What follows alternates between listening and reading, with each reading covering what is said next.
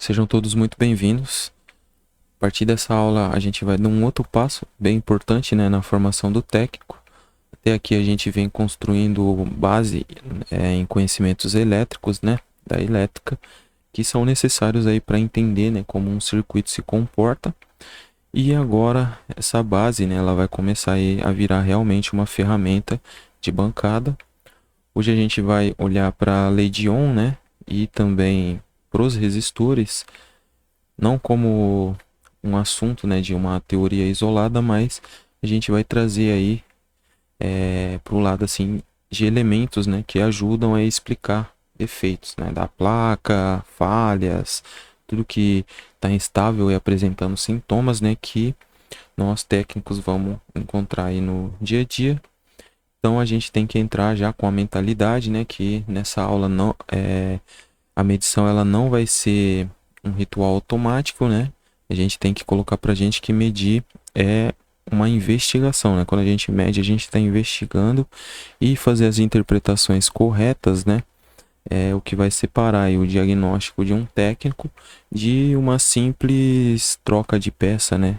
A partir de um chute, com uma decisão feita também no escuro.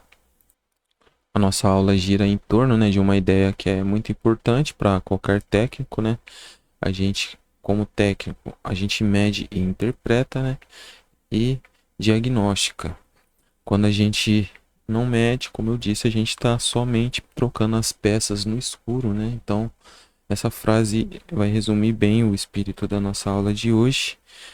A lei de Ohm, ela vai deixar de ser aquela fórmula de quadro ou de exercício e vai passar, né, a ser uma ferramenta aí de verdade para entender comportamento elétrico em placas. E os resistores, né, que a gente trata muitas vezes como componentes simples demais, né, eles vão passar a ser vistos como peças de uma função realmente crítica dentro do computador, né? Eles estão espalhados aí por todas as placas-mães, fontes, circuitos de feedback, linhas de sinal, proteção, né, de entrada, o sensoriamento também, que é uma outra função, né, e muito mais. Então eu quero que você, né, que está vendo essa aula, comece, né, pensando em 3 perguntas aí, né, que a primeira delas é onde existem resistores dentro de um computador. A outra pergunta, eles servem só para diminuir a corrente? Tente identificar isso durante a aula. E quando uma resistência medida, né, parece errada, isso realmente significa sempre aí que o resistor queimou? Então, ao longo da aula, a gente vai estar aí respondendo essas perguntas aí de uma forma técnica e prática.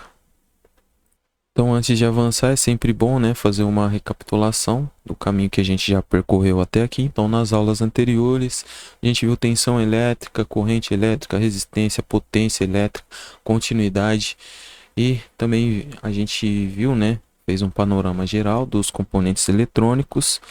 Nada disso deve ficar para trás, né? Pelo contrário, tudo isso com certeza vai ser usado aí de uma forma mais integrada, né? Então a tensão ela ajuda a entender o empurrão elétrico do circuito, a corrente mostra de fato, né, a circulação, o fluxo nos elétrons. A resistência explica a oposição que é feita, né, a passagem da corrente. A potência ajuda a entender, né, aquecimento, a sobrecarga, o consumo, né, dos componentes. E a continuidade ela já nos mostra, né, que existe aí diferença entre haver caminho e haver um caminho bom. E hoje todo esse conjunto, né, ele vai começar a fazer cada vez mais sentido na bancada. E o que antes parecia só conteúdo separado, ele vai se juntar, né, em uma visão mais ampla, técnica e única, que é aí de analisar, né, o comportamento elétrico real. Falando agora sobre os objetivos dessa aula, né? Ao final dessa aula,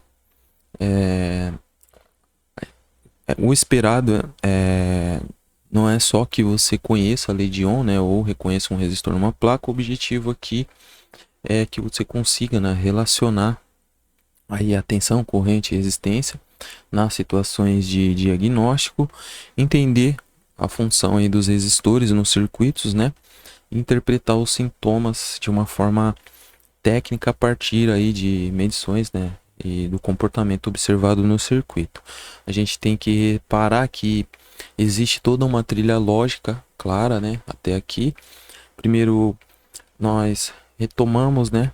Falamos das grandezas elétricas.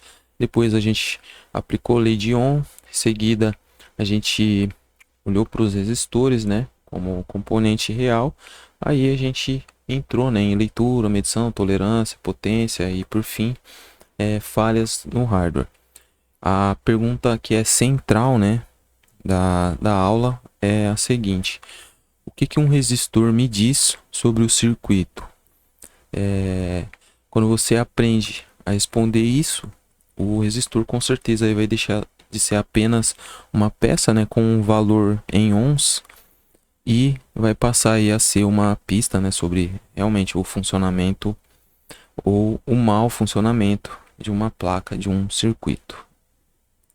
Essa aula ela visa consolidar, né, essas três grandezas importantes, né, que é a tensão, que faz um empurrão aí, é a força elétrica, né, que impulsiona os elétrons. A corrente já é a circulação, né, dos elétrons. A resistência vai ser parte aí do que vai limitar o que vai se opor, né, à passagem de corrente. E a lei de Ohm, ela conecta essas três grandezas e vai permitir a gente prever comportamentos, né? Então, se a tensão aumenta e a resistência ela fica a mesma, a corrente vai tender aí a subir, e da mesma forma, se a resistência aumenta e a tensão vai permanecer igual, né? A corrente ela vai tender a cair aí devido à resistividade aumentada.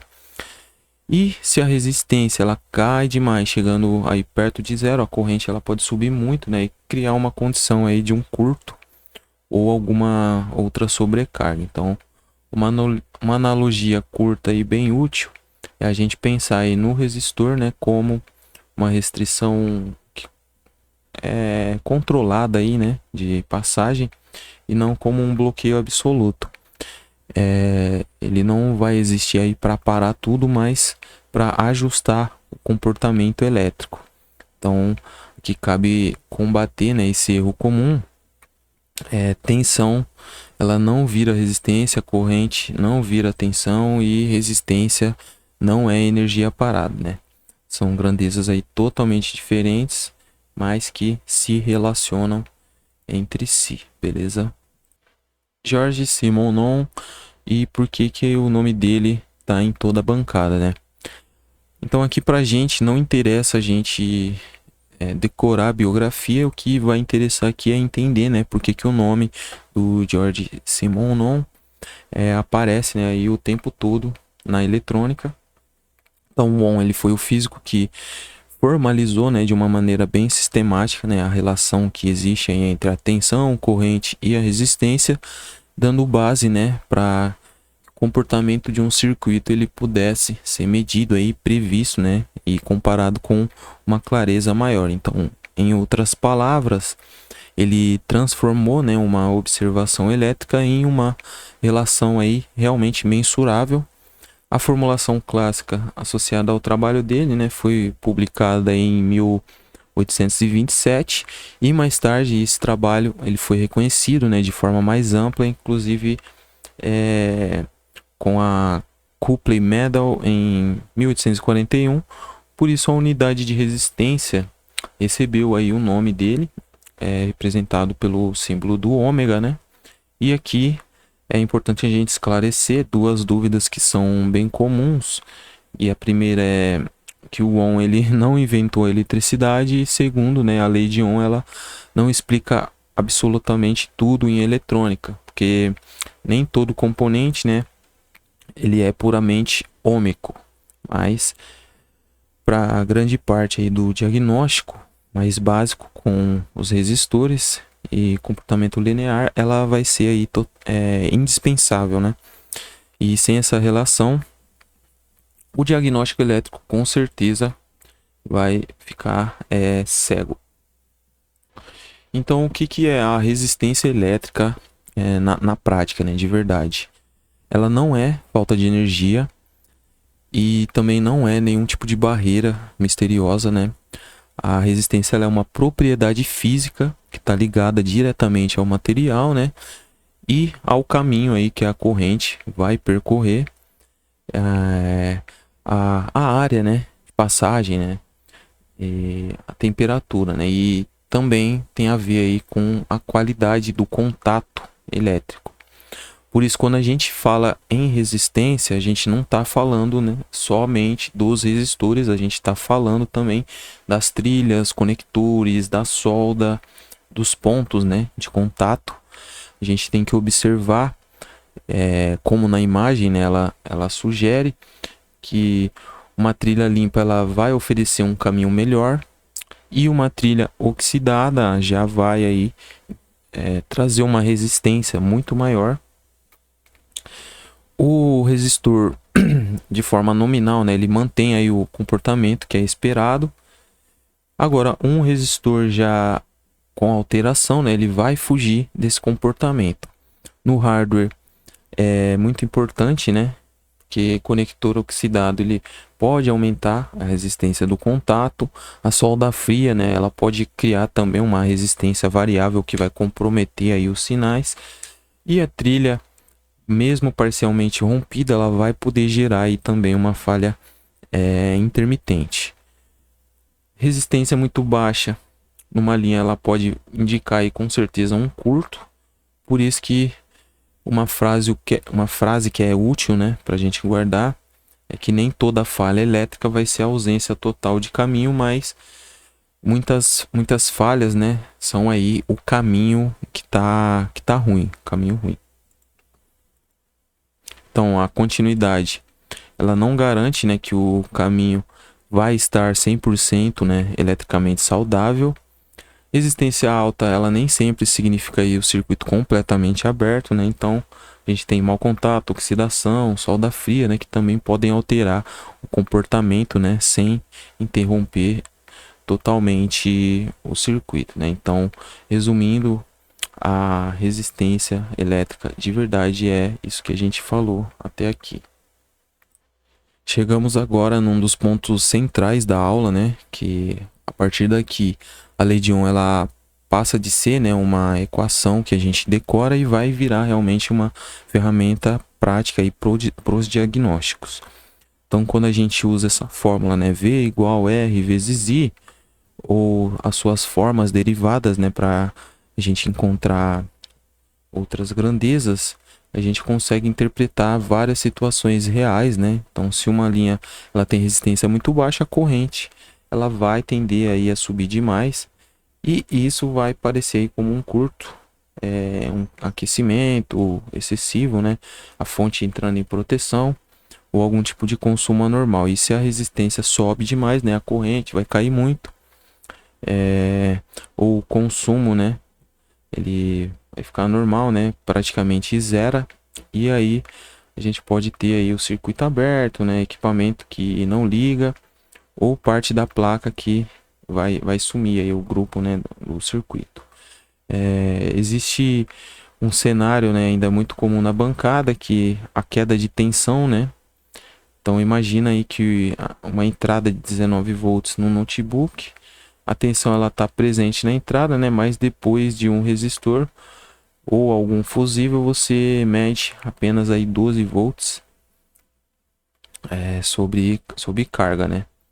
E isso aí não é mágica, né? Isso vai sugerir, né, que a resistência ela está indevida aí pelo caminho, tendo aí mau contato, o consumo excessivo, né, puxando aí a linha. Esse raciocínio, né, que o técnico ele precisa dominar, né? Ele tem que olhar medida e entender, né, o comportamento por trás dela. Beleza? Então, o que que o resistor faz no circuito, né? Um erro que é muito comum é a gente pensar que o resistor ele vai servir aí apenas para reduzir a corrente. Essa vai ser a função mais importante dele, mas ele não tem essa única função, né? O resistor ele pode limitar a corrente, no modo clássico aí quando você vai acender um LED, evitando aí que ele receba mais corrente, né, do que ele suporta e venha a queimar. Ele também pode dividir tensão, né, como mostra o esquema aí, né, à direita, criando aí níveis mais específicos, né, usamos aí o feedback, né, referência ou leitura de sinal, né, que é outros papéis aí do resistor. Ele pode polarizar circuitos, manter os transistores, né, as entradas lógicas e os estágios analógicos em uma faixa adequada aí de operação. E eles também podem funcionar como pull-up ou pull-down, definindo aí um estágio lógico conhecido para uma linha, né, quando nenhum outro circuito está dirigindo aquele sinal. E em muitos projetos ele também vai atuar como um sensoriamento, né, de corrente. Ele vai sensoriar a corrente que passa por ele por meio de um tipo de resistor, né, que é o resistor shunt, que tem um valor aí muito baixo. Então aqui está um ponto importante, né, para o técnico. Quando um resistor de divisor ele muda, né, o valor, o circuito ele pode continuar ligado, mas regulando, né, ou medindo aí de forma errada. E a gente chega na conclusão, né, que nem todo defeito vai aparecer aí como ausência total de funcionamento, né? Às vezes o circuito funciona apenas fora da faixa correta. Então, recapitulando, né, o resistor ele não vai servir aí somente para atrapalhar, né, a corrente. Ele tem aí também outros papéis, né, divisor resistivo. Ele se tá alterado, né, ele vai manter a placa viva, mais fora aí das especificações. Aí também tem o pull-up, pull-down, né, o shunt, né, que tem um outro papel bem crítico aí nos sinais e no monitoramento. Agora falando um pouco sobre o histórico, né, dos resistores. Os resistores eles evoluíram muito ao longo do tempo, embora a função básica, né, ela continue sendo aí a mesma, que é oferecer uma resistência, né, controlada dentro de um circuito. Entre os primeiros tipos que foram mais utilizados, né, a gente tem os resistores de composição de carbono, em que o corpo inteiro, né, ele funciona aí como o elemento resistivo, e os wire wounds, né, que são os arames aí, né, o fio resistivo. Tem aí um fio especial, né, enrolado, né? Ele era enrolado sobre uma base de cerâmica ou alguma outra base semelhante. Depois vieram algumas tecnologias como o filme de carbono e depois filme metálico, e mais tarde as versões mais compactas, né, SMD, que vão dominar a eletrônica até hoje. O que mudou não foi nenhum princípio básico, né, mas a precisão, né, e também a estabilidade térmica, a repetibilidade, né, o tamanho e a adequação aí às necessidades, né, de cada circuito. Então, para o diagnóstico, isso importa, né, porque os componentes mais antigos eles tendem aí a variar mais com o tempo, com o calor, com a umidade também. Já os mais modernos, né, eles costumam, né, são mais estáveis, menores também, e também mais adequados, né, à miniaturização das placas atuais. Agora dando um zoom visual, né, na evolução que a gente acabou de comentar, a gente tem que reparar nessa linha do tempo, né, a gente saiu dos componentes que eram bem maiores e mais robustos fisicamente, e muitas vezes com as tolerâncias muito mais amplas, oscilando muito mais, né? A gente passou para os resistores de fio, aí pelos resistores de filme de carbono, né? Depois filme metálico, e a gente chegou aí aos chips, né? Os chips resistors SMD, que são extremamente compactos. Então o que a gente tem que observar aqui não é só a aparência, mas a lógica, né, de evolução. A eletrônica ela foi exigindo, né, mais precisão, melhor estabilidade, tamanho menor, né, e melhor integração aí com as placas. Então, para o técnico, isso vai mudar o jeito de trabalhar, né? Na eletrônica mais antiga era comum identificar visualmente os componentes com mais facilidade. Já em placas mais modernas, né, principalmente aí notebooks e placas mães, o padrão dominante vai ser o SMD e o diagnóstico ele depende muito aí, né, do esquema, né? Referência de placa, a medição contextual, né, e sempre aquilo que eu venho falando, a interpretação correta aí do circuito e do que ele vem apresentando. Falando agora sobre os tipos de resistores, né, que o técnico encontra no hardware. Aqui a ideia é dar mais nome e forma, né, do que a gente vai encontrar aí, né, mais comumente no nosso dia a dia. Então, o resistor axial fixo, ele é o mais clássico que a gente vai ver, né?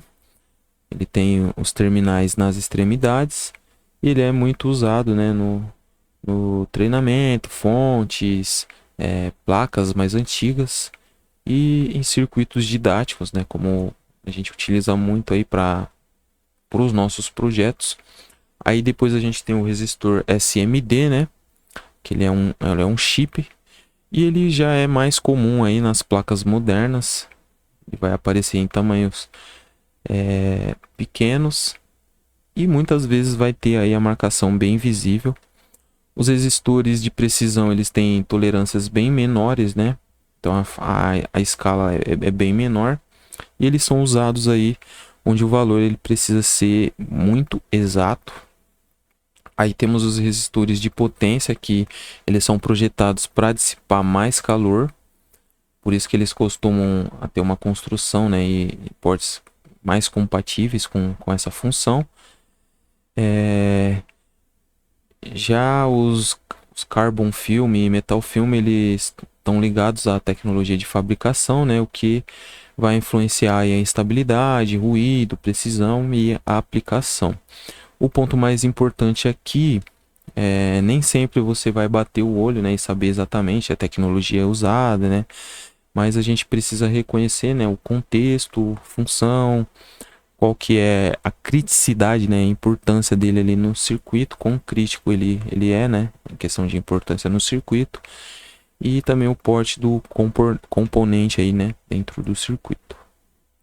Agora, como a gente lê os resistores axiais?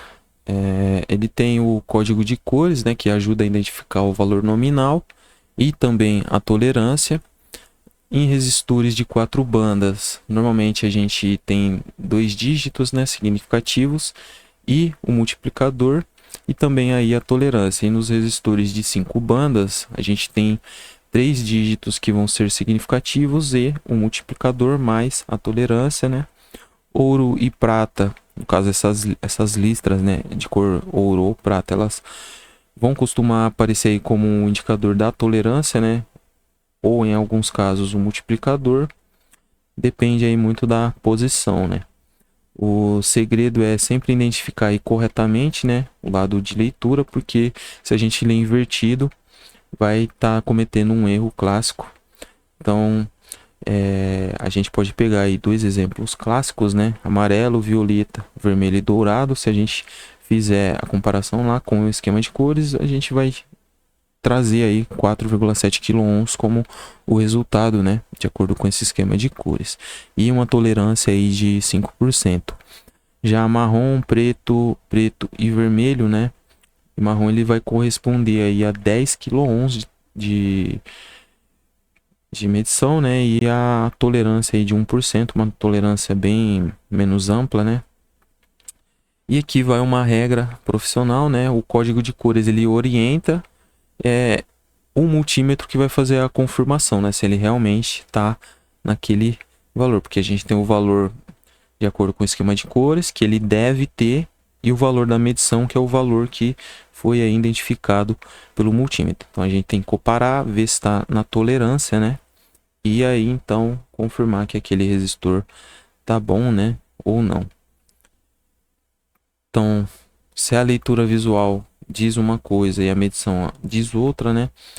Então a gente não sai apenas concluindo de imediato que o resistor está ruim, a gente tem que interpretar, né? Então, verificamos a tolerância e também a gente vê a posição de leitura, porque se a gente mede ele no circuito tem uma medição, se a gente mede ele fora do circuito tem outra, então a gente tem que saber fazer esses passo a passos aí para dar o melhor diagnóstico.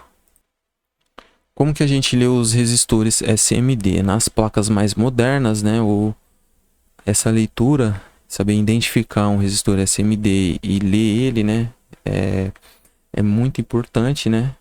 Até mesmo mais importante aí do que você entender os resistores axiais, porque é ali que realmente vai acontecer uma prática, né? Uma prática mais difícil.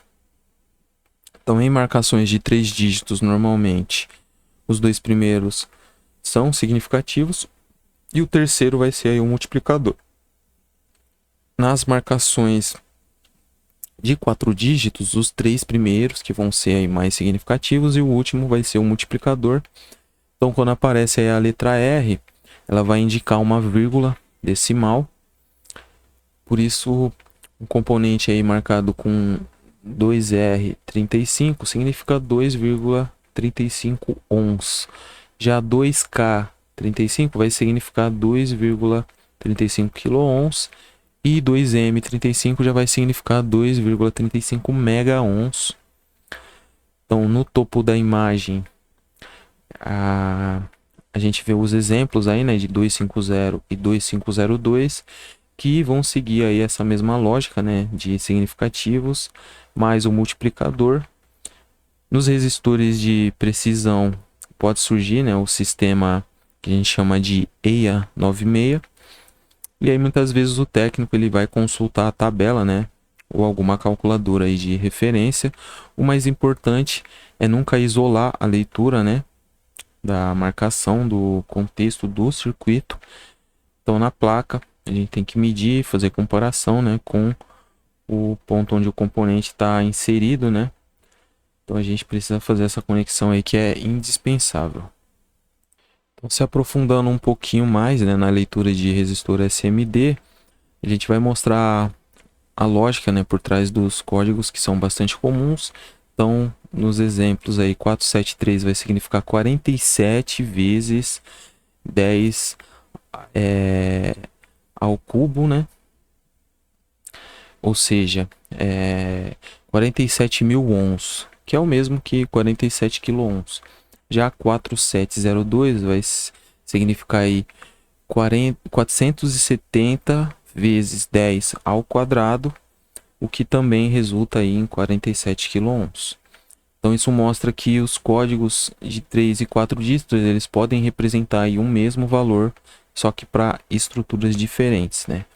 Então quando entra a letra R, como em R10 ou 1R10, 0R10 ou 68R0, a leitura ela passa a envolver aí os decimais, né? E isso costuma aparecer nos resistores de mais baixo valor. Esse detalhe ele é muito importante, né?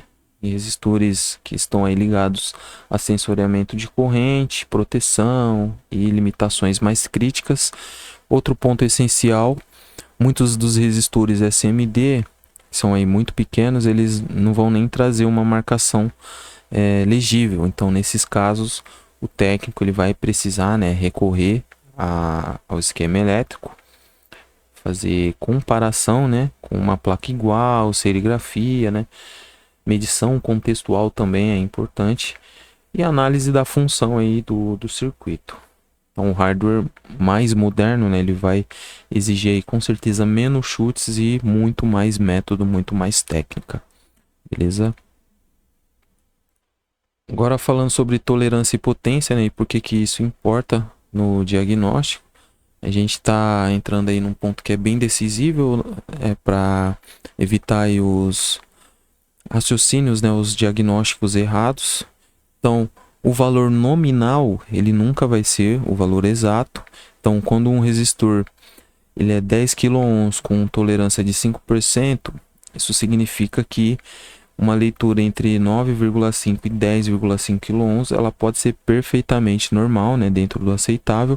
Já um resistor de 1%, a faixa ela fica muito mais apertada. Então, medir um pouco baixo ou um pouco acima do valor nominal, né, nem sempre vai significar um defeito aí do componente. Então a tolerância ela vai existir aí justamente para definir qual que é a faixa aceitável, né? Então, além disso, a potência também importa. O resistor ele dissipa energia, né, em forma de calor.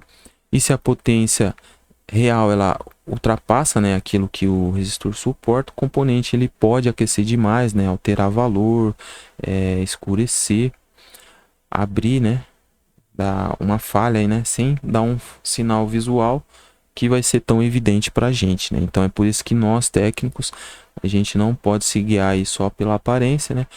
Porque um resistor ele pode estar visualmente íntegro e ainda assim, né, tá aí fora de um valor esperado, em condição inadequada aí dentro do circuito. Agora falando sobre a associação de resistores, que é a forma aí da gente estar colocando resistores para trabalhar em conjunto. Na teoria é simples, né? Porque o insere a resistência, né, dos resistores elas vão se somar e quando eles estão posicionados em paralelo, a resistência que é equivalente, né, ela diminui. Mas o que realmente é importante aqui é o efeito, né, que isso vai causar aí na leitura do circuito real. Então, quando a gente mede o resistor ainda na placa, né, muitas vezes a gente não está medindo apenas aquele componente isoladamente. Então, o circuito ao redor vai poder aí criar caminhos paralelos e isso faz aí a leitura cair. Por isso, em placa, né, é comum medir um valor igual ou menor do que nominal e raramente maior. Esse é um erro clássico, né, de bancada. Então o aluno ele mede um resistor no circuito, né? Ele encontra um valor mais baixo e já conclui que ele está ruim. Então nem sempre, né, vai ser dessa forma. Pode ser apenas aí uma influência de outro caminho em paralelo. Esse raciocínio aparece muito, né, em divisores de feedback, redes de pull-up e pull-down, arrays resistivos, né, que são caminhos com vários resistores. E aí também, né, malhas de medição que estão próximos aí dos reguladores. Por isso que ler o esquema vai evitar aí a interpretação errada, né? A gente precisa pegar essa prática de ler os esquemas elétricos. Então, o técnico ele interpreta o circuito, né? Ele não chuta aí com base numa leitura isolada. É sempre preciso a interpretação. Então, como que a gente mede resistores, né, de forma correta? Esse slide aqui é bem importante, né? O método que faz aí toda a diferença. Então, a resistência ela deve ser medida aí com o circuito desligado. Isso aí não é um detalhe, né? É realmente uma regra. Então, primeiro a gente remove a alimentação da placa, depois verifica aí se os capacitores eles estão descarregados, né? Ou a gente faz a descarga aí pelo procedimento seguro.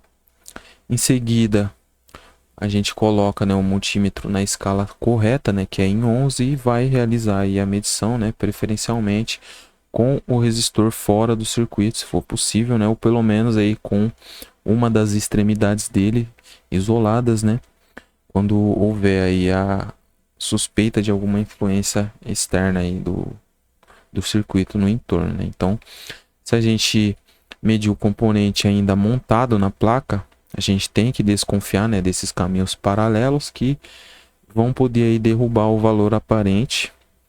Em resistores de valor muito baixo, a gente tem que lembrar, né, que a própria resistência das pontas do multímetro já influencia, né, um pouco aí o resultado.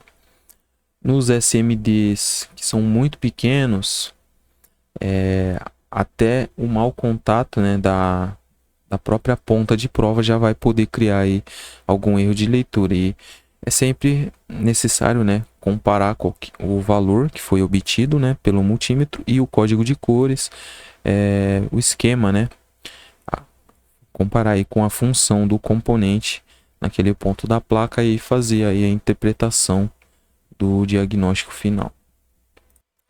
Agora falando um pouco sobre falhas reais, né, na prática aí com resistores.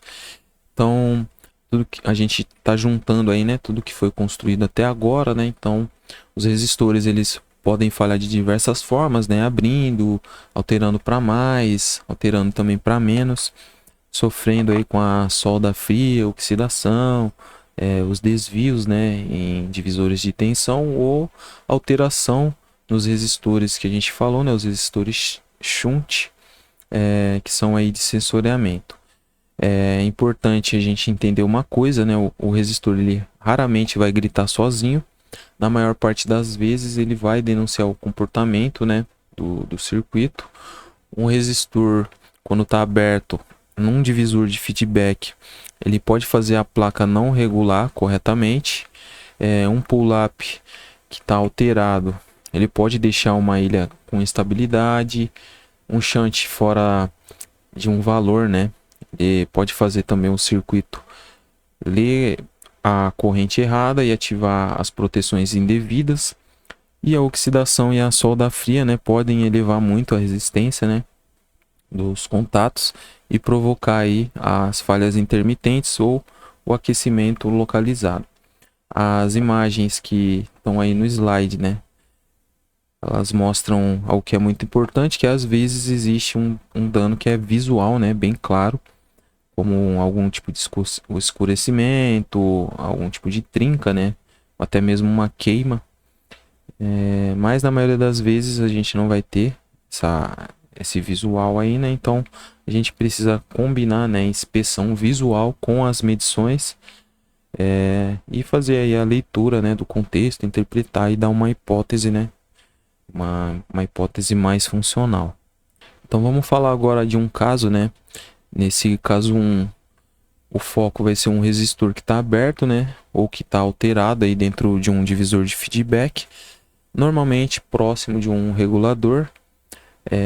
O papel desse divisor é informar o circuito, né, de controle qual está sendo aí a tensão de saída para que ele ajuste aí o funcionamento corretamente. Então, quando um desses resistores abre ou ele foge muito do valor, o regulador ele passa a receber, né, uma informação errada sobre a própria saída, né? E o resultado pode ser aí uma tensão que vai subir demais ou que cai demais, né? E vai entrar aí num comportamento instável. Então, na prática, isso vai aparecer, né, como a placa que não sobe a tensão, né, correta, não liga, ou então ela liga e desliga, né, e entra talvez aí até em proteção. Então, o procedimento mais técnico e claro é localizar os resistores que estão próximos aí do regulador, fazer a verificação, né, dos valores esperados, medir a tensão de feedback e fazer a comparação, né, com o comportamento normal. Então, se houver essa suspeita, a gente mede o resistor fora do circuito ou compara, né, com uma placa boa, né, e também, se for o caso, a gente olha o esquema elétrico e aqui fica bem evidente, né, como um resistor pequenininho, né, ele pode aí deslocar todo o funcionamento de uma fonte ou de um regulador num circuito em si, né. Agora indo para outro caso muito comum, né, em placas, que é o resistor de pull-up alterado. Então, em várias linhas de sinais como reset, enable, power good, input e output e também sinais de controle em geral, o pull-up, né, existe para manter a linha em nível alto, conhecido quando nenhum outro circuito está forçando, né, para baixar. Então, em muitos casos, esse repouso fica próximo aí dos 3,3 volts ou 5 volts, dependendo aí da arquitetura da linha. Então, se esse resistor altera, né, para um valor muito alto, apresenta alguma fuga associada, né, sofre solda ruim ou perde contato, a linha ela deixa, né, de ficar firme e deixa de ter um estado lógico estável, né? Isso pode gerar aí sintomas como o botão que vai falhar, reset instável, né? Periférico que vai desaparecer, alguma linha que oscila e um comportamento aparentemente aí aleatório. Então a confirmação passa por duas frentes, né? A gente mede a tensão real na linha em repouso e mede a resistência do componente, né? Sempre interpretando aí o contexto do circuito. E é um bom exemplo aí de defeito, né? Que o problema não é falta total de energia, e sim é apenas aí uma referência lógica ruim. Então, recapitulando, né, a linha de sinal que está instável, ela pode ter origem em algum resistor, né, que teve a polarização alterada. Nem todo defeito lógico vem de algum circuito integrado ou de firmware. O resistor ele também pode ser aí uma das causas. E medir só a continuidade nessa linha, né, geralmente não vai resolver muita coisa, beleza? Esse outro caso ele é excelente, né, para ajudar a combater uma ideia errada, né, de que o defeito elétrico ele é sempre algum curto ou aberto, né, total. Muitas falhas elas vão acontecer, né, porque o caminho ele ainda existe, mas ele ficou muito ruim. Então, quando tem oxidação, solda fria, a trilha, né, que está comprometida, ou algum ponto de passagem danificado, a resistência de contato ela vai subir. E o que isso provoca, né? Então, sob pouca exigência, às vezes quase nada, mas quando a carga aumenta, né, vai aparecer aí a queda de tensão anormal, aquecimento também bem localizado, instabilidade, e muitas vezes vai aparecer aí como reinício, né, do equipamento. Por isso, que falhas intermitentes, né, nos conectores, trilhas e os pontos de solda, né, vão exigir um tipo de análise mais cuidadosa também. Então, em vez de olhar apenas a continuidade, nós técnicos, né, a gente precisa medir aí queda de tensão, sobre o funcionamento, fazer inspeção física, né, nas regiões. Então, se a tensão some ou cai demais, justamente naquele ponto, né, quando a corrente aumenta, existe aí uma resistência indevida pelo caminho. E esse é um dos cenários que a lei de Ohm ela aparece aí de uma forma bem concreta, né, bem prática na bancada, né? Então, haver o caminho, né, não vai significar haver aí um bom caminho. A falha por resistência de contato vai aparecer aí de uma forma muito mais clara sob carga, né, do que um teste parado. E uma queda de tensão localizada, né, ela é uma pista bem forte aí de algum problema real no trajeto da corrente. Agora, fazendo o fechamento, né, é importante reforçar o que mais importa aí para a gente levar dessa aula, que primeiramente a resistência ela é um comportamento físico, né, não é nenhum tipo de abstração solta. Vai aparecer no material, na trilha, no contato, na solda, no componente em si. Segundo, o resistor ele não é um detalhe secundário, né? Ele define corrente, tensão, referência, polarização, feedback, também faz aí sensoriamento. Terceiro, a lei de Ohm ela não é um enfeite, né, do livro de vocês, da apostila. Ela é uma ferramenta, né, de interpretação de sintomas. Quarto, fazer a medição errada vai gerar diagnóstico errado. E quinto, valor medido nunca vai ser aí uma sentença automática de diagnóstico, vai ser aí o ponto de partida, né, para hipóteses e também aí a confirmação. Então, deixando aí a pergunta final, né, se eu medir um resistor e encontrar um valor estranho, a primeira atitude correta é trocar ou interpretar, né? Então, a resposta que eu espero é interpretar, né, o contexto, confirmar a leitura, considerar a tolerância, né, pensar aí nos caminhos paralelos, avaliar a função do componente e só depois aí decidir a troca, né?